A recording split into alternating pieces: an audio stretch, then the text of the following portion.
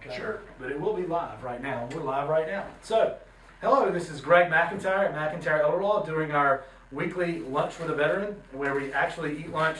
And you can see my poor eating habits along with Jim has great manners, okay? Much better than mine, I'm sure. But, you know, some veterans don't want to eat much. They just want to say, yeah, that's right. And I've had people comment, oh, I couldn't eat on camera, right? Or one was, I had Rick Variel, he's a pastor on here not too long ago, and they said, some person commented and said, you know, I was watching that bottle of water and you didn't take a sip for, for 30 minutes, and I was getting, dry mouth just watching you. And then I couldn't eat on camera, So, but anyway, we just have lunch and it's casual, and we talk about military experience. I'm a veteran. I was in the U.S. Navy, and for 4 years, 4 and no more, and came out and went to law school and worked also in the tech industry programming computers for a couple of years before I went to law school. And it's been a great thing for me to help pay for my graduate school and studies. And so that's one of the reasons we do these, is just to document other veterans' experiences and what they're doing now. So without further ado, I have my special guest today is Jim Quinlan.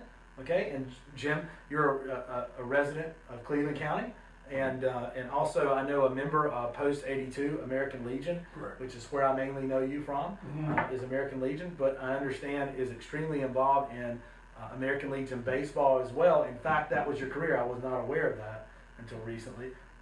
That was your career, right? Yeah, I literally got out of the Marine Corps, got my degree under the GI Bill.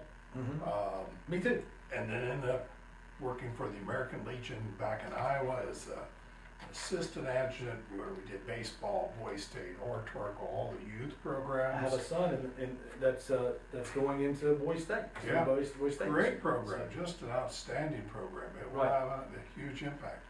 And in '86, I got hired to go into the national headquarters, ran the American Legion baseball program. We had 5,500 teams nationwide, did World Series in 26, 27 different cities over that career time. And so I got a lot of work in for the American Legion. So how do you go from being a Marine to working for the American Legion? When did you go in the Marines? Well, I went in October '71. Okay. And it literally was put into personnel. Do you know when I was born? Take a guess. October '71? No, January '75. Okay. So I was in and out before you were even born. Maybe, yeah. Yeah, the old course, so to speak. So I was a personnel chief. My job in there, started off just being a mail clerk. All the mail comes into the troops. You got to sort it out by the different sections, S1, supply, operations, whatever it can be. But we had to type up a lot of orders. Whenever someone flew, they had to go on flight pay, because flying is hazardous. So every month you had, 24 people you had to put on flight pay. At the end of the month you had to take them off, and then you had to put them back on. And whenever somebody got transferred, somebody got promoted, all that stuff had to be paperwork. So I don't know if you remember I didn't have flight pay, but I had sea pay. Sure. And then we had hazardous duty pay when we went into a war zone. Yeah. Tax-free and hazardous duty. I imagine somebody in the payroll department, they had to make those changes every time. But somebody in S1, somebody in administration had to say, here's a list of people who are now qualified for the combat pay, or into the hazardous duty pay, or into the flight pay. Even if a troop wanted to get sunglasses, which were authorized for troops that were flying, again, you had to cut a little special paragraph, one order. He had to take it up to the base military PX, and then they'd order out his sunglasses. Especially he had prescription sunglasses. Right. So, I think most of us out there, when we think of the military, or that's what you see advertised anyway, is you're on the front lines. But that's not necessarily true. Nothing against being on the front lines. That's needed too. But I say all the time, any job in the civilian world, you can probably find a partnership, that sister job in the military. Absolutely. So, again, people have to fix and run computers. People have to you know, and you talked about the payroll back then, you didn't get your check, in the military, you got cash. So every month, you had a dispersing officer come down and you count out your pay. And then we had to have all that stuff typed up. You had to sign to get your cash. When you went on a deployment, again, you got extra money for being on a deployment. Again, you had to go to the dispersing office. Somebody had to type up. And again, they didn't have electric typewriters back then. They didn't have computers back then. It was all done with a manual typewriter. What did you say? A Remington Raider? A Remington Raider, yeah. You were a Remington Raider? I was a Remington Raider. I could type. So they weren't electric. They were just probably the harder you push, the harder Yeah, that's exactly the thing right. hit the. Yeah, electric typewriters were just coming in, but again, because our squadron is deployable, you may be going overseas, you may be going someplace there's no electricity. You can't plug in the typewriter if there's no electricity. So everything was done by the old manual, hit the carriage return, type it away, hit the carriage return. So what if you made a mistake? Well, then you had to retype everything all over. Believe it or not, You made a mistake at the bottom of the form. yeah, now we would do, again, had to handle CO office hours, commanding office hours, or a court martial. We'd have to go through and literally type a perfect document, except we would deliberately have to make 3 mistakes. One in the beginning, one in the middle, one at the end. The defendant who was being charged with these usually minor infractions would have to go through, find that mistake, fix it, and he'd have to initial it. That way, again, for legal documentation later on, it proved that he read it, because here's his initials. On every page, you have to have 3 mistakes. If you made a mistake, you're gonna start all over. You can't use whiteout. You can't, because everything was done with carbon paper too. So you had carbonless forms back behind on everything. So if you made a mistake, it appeared back behind too. So Interesting. it was a slow process. It really was. Probably, you think it employed more people? It probably did. You had larger squadrons because of all that. Now a lot of that stuff, as I understand, is computerized. So you enter it in, it immediately goes to dispersing, it immediately goes down to supply, and let somebody else know that it checked in. It's all electronic now. Yeah, we put ourselves out of jobs with our ingenuity sometimes. I think the robot revolution is what they said is coming next in this country. Robotics manufacturing. But the advantage of that is you worked with the first sergeant. You got to work with the commanding officer and the XO. So I was fortunate enough. You got to know those people. You got to know those people, and those are the people who could recommend you in for promotion. So Probably helped you develop people skills as well. It did. Rubbing elbows with people that were way over your head. Sure. When the first sergeant chewed somebody out, you could learn an awful lot on how diplomatically you could chew somebody out to make sure they didn't make that mistake again. Right, without breaking them, or there's different ways to do those things. Sure. Yeah. You bring them into line and stuff.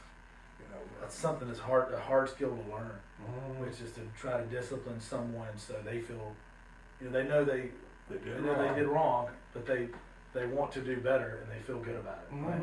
That's exactly in the right. right direction. There's a Without science just to it. yelling. Yeah. It's kind of like raising kids. Yeah. Anybody can yell at them and stuff, but you have to get that. Yeah. How do I get their buy-in or their Get support? Get them to understand that this is not going to be tolerated again, and we're going to be doing a better job because you're capable of doing a better job. So, another thing that from doing these interviews that it always amazes me, and thinking back about my service, the military will give you a ridiculous amount of responsibility. An 18 or 19-year-old, a large amount of responsibility, without thinking twice about it. Once upon a time, we had a American Legion conference, and we had the captain of the USS Iowa up here. He's got 2,200 people on board. He says it's a small city, and you think about it, it is a small city. And he goes, and 3/4 of them are teenagers. They're firing a 16-inch shell. They've got the radar going. They've got all these things going, and they're 18, 19 years old. Some of them younger than that. And that's the big difference. And between private world and military world, because most people wouldn't think of hiring an 18-year-old right now and giving them much responsibility at all. Correct. Yeah. Well, and again, with the military, one of the things you learn is that you're gonna be on time. If the first sergeant didn't let you sleep in because you wanted to sleep in, if you were supposed to report for muster to 0700. Or you get in trouble. Or you're in They trouble. will There was change your behavior. consequences. So that military regiment, comes into real life almost every day. And we have interesting story is working with American Legion teams, and here's these teenagers, and you tell them, hey, you got a curfew at midnight. Well, they're not used to going to bed. Well, you have an option. You can either go to bed, or we'll take you over to the airport where your airline ticket will be in the morning. And they see you get that message real quick here. Again, when a team got beat, they've been working hard together, and rarely did we have problems, but every once in a while they'd go, what are you gonna do, send us home? We go, yeah. Now you can sleep in your beds tonight, or you can sleep over at the airport all night long, makes no difference. They got the message. Oh, it'd be a lot more comfortable in my bed than sleeping over at the airport until when the 8 o'clock flight comes around. So we rarely had any problems with our American Legion teams. But again, talking about military, that's where those skills of being able to be organized, being on time, and getting things going. When we would have an American Legion national tournament, one of the things the American Legion does, unlike other youth programs, when a team wins that state tournament, the American Legion steps in and takes care of all those expenses. So airfares, hotels, meals, baseball, umpires, all were pre-arranged. Because it's like the team from Alaska, we know they're gonna fly out of Anchorage, but you don't know who's coming until literally 48 hours ahead of time. So you have to have 20 airline tickets waiting up in Alaska for that team when they win to fly on down. And the tournament might be in Portland, Oregon, it may be clear over in the corner of Washington, and maybe in Shelby. Could be in Shelby. So all that stuff had to be prearranged. We ended up busing or flying close to 1,400 kids all in one day, and that was always the pat on the back we gave ourselves, is to get 1,400 kids and coaches moving and flying all on the same day and checking in the hotel all on the same day. That's where our success of getting all that coordinated. So you were the national director of the American Legion's operations from 1986 to when? 2013 when I retired, 2012. 2012? Yeah. So I had 28 years there, had another 7 years back in Iowa, doing similar type stuff, but on a state level. Wow. And now Shelby is the home of the American Legion World Series. Yeah. And again, it totally changed the impact of American Legion Baseball in the World Series. Again, we went to some great cities. Fargo, North Dakota, nicest people in the world. Went to Rapid City, South Dakota. Went to Spokane, Washington. Bartlesville, Oklahoma. Went all over the place. Went to Middletown, Connecticut. Great people. Worked their hearts out for a year, but after a year, you had to start all over. So you get finished up in Middletown, Connecticut in 1988, and you're going to Millington, Tennessee in 1989. A whole new committee had to start all over, educating them. This is what has to happen. Plus, again, back then, those teams worked their fanny off, and if there was any money left over, and there was, then that money went into the team coffers, to help out next year's team and future year's team. Whereas here, we'd be able to build on the success year after year after year. And quite frankly, the World Series just barely breaks even. If it weren't for our sponsors, we probably wouldn't be able to pay all the bills for the sponsorship here. And so we were able to build on the success. We never had a concert in downtown Shelby 5 years ago. Now we do.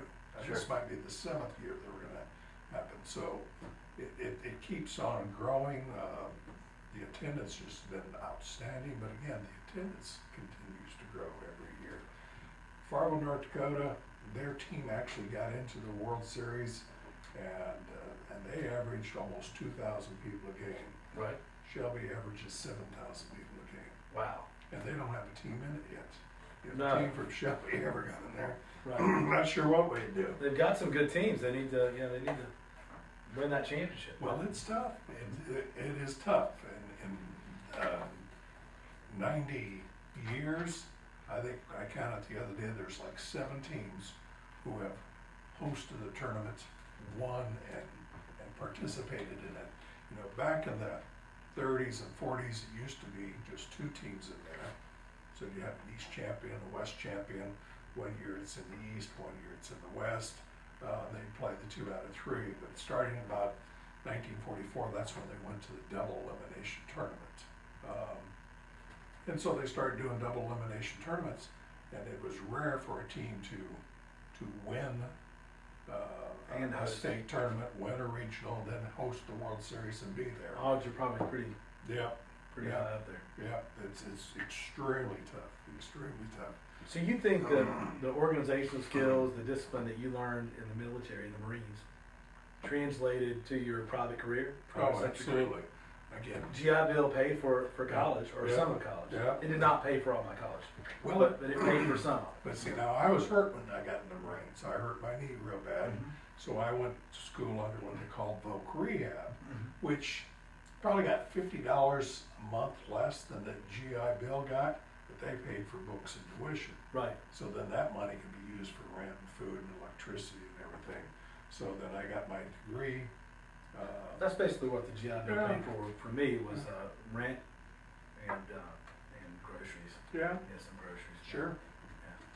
Yeah. And But that allowed me to be able to step out of the job I was doing Mhm. and complete my education. But again, all those skills, just, you know, we didn't have computers back then, but I'm not intimidated by computers, and so I hopped right in when computers came along, because it was so much nicer than doing the old Carbon Remington. forms. And Yeah, the carbon forms, and you had to make 6 copies. You put 6 copies in there, and then you put your original in there. You had to type it up, and then clunk, and then heaven forbid if you misspelled, then you're gonna rip it out, throw it away, and you're gonna start all over, because the commanding officer doesn't like typos on his paperwork. And again, with the military, you ended up having inspector generals come around every other year. So your paperwork was in fact judged. They came through, they were looking for mistakes, and they had mistakes. It counted against your squadron's readiness, and the commanding officer, I just wanted to get an A+ in there. Right. No doubt about that, so it made a big difference. Well, great. That's great. Well, thank you for your service. Thank you very much for your service. And I'm glad you now reside in Cleveland County, North Yeah, Carolina. we did. When we retired from the American Legion, all of our kids are in New Mexico and Texas and Iowa and Florida. There's nothing keeping us there in Indiana.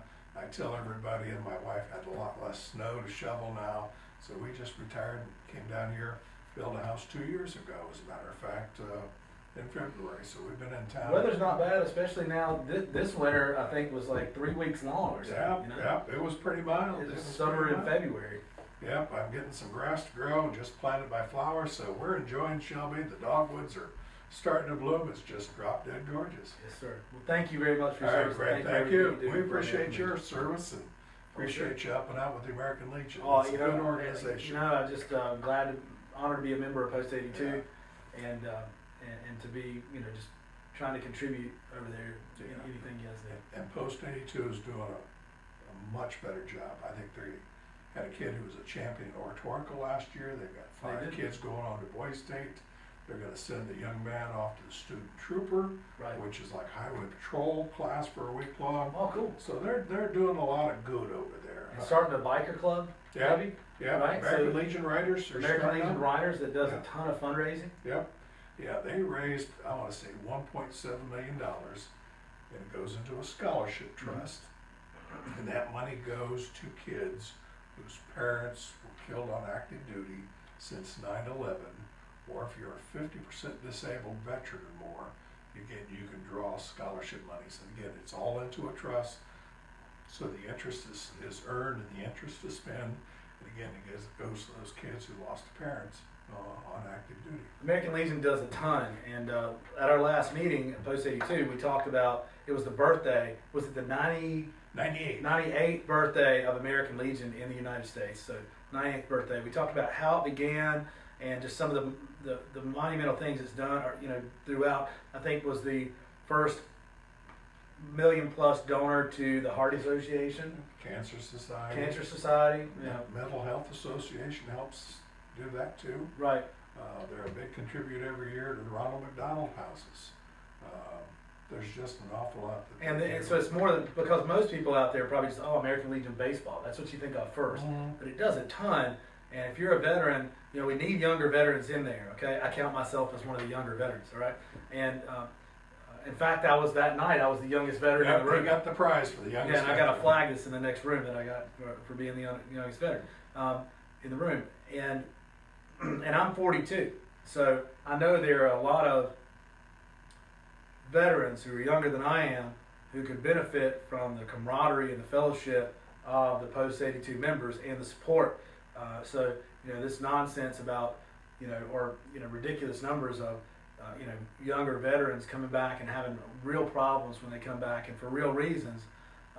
I think those things can be offset some by having a support group out there. Those, you know, those people are out there and they've been through similar things, which, you know, when you sit down, when I sit down and I talk to Vietnam vets, I realize that, man, you know, my service was not dangerous or hard at all, okay? And you get, you know, you start to get that, and you know, not to minimize what veterans are doing today, a lot of them are in very dangerous, tough, and hard situations, have injuries, you know, all kind of things. But, you know, that support can help. It can't hurt, in my opinion. No. Yeah. There was a chaplain in the National Guard who came and talked to the American Legion, said, you need to get these young guys in. He says, when the World War I and World War II boys came back, you know, they called it, you know, combat fatigue. But it was post-traumatic stress back then. Right. But again, getting a chance to get together with other veterans, and if old Joe talked about when he was in Korea or he was in Vietnam, and he related some of those combat, then that helps the younger guys to say, well, if they can talk about it, I can talk about it. And it does, it was a tremendous stress. You know, you're talking about the GI Bill. I want to make a quick point in here. Sure. Again, it was the it was a Legionnaire named Harry Homerun, who was a past national commander, member of Congress, wrote the GI Bill, and the American Legion got that passed by one vote, and it was opposed by some other organizations who wanted the money to go strictly into hospitals. The American Legion said, no, we need to do something for these veterans coming back. My dad probably wouldn't be an engineer, which he did his whole career if it wasn't for the GI Bill. Yeah. He didn't have the money to go do it. Yeah, and that was GI Bill put him through school. It was the American Legion who was again a big advocate to help benefits, to help. As I understand, the American Legion is the only nonprofit out there that can lobby Congress for veterans. For the most part. Now, the other organizations can too. There is the DAV. Now, the VFW, I'm not sure how that works. Yeah, okay. The VFW has got a political action arm. American Legion doesn't. We don't care if they're Republican or Democrat. Right. The issue is the issue, and that's what we're going to argue about. So the American Legion is a nonprofit charter organization. Any veteran who needs to put in a claim, we'll do that at no charge to them. We'll put in the paperwork, send it on up through our chain of command. So I would urge any veteran out there to check out your local American Legion post and get involved in your community.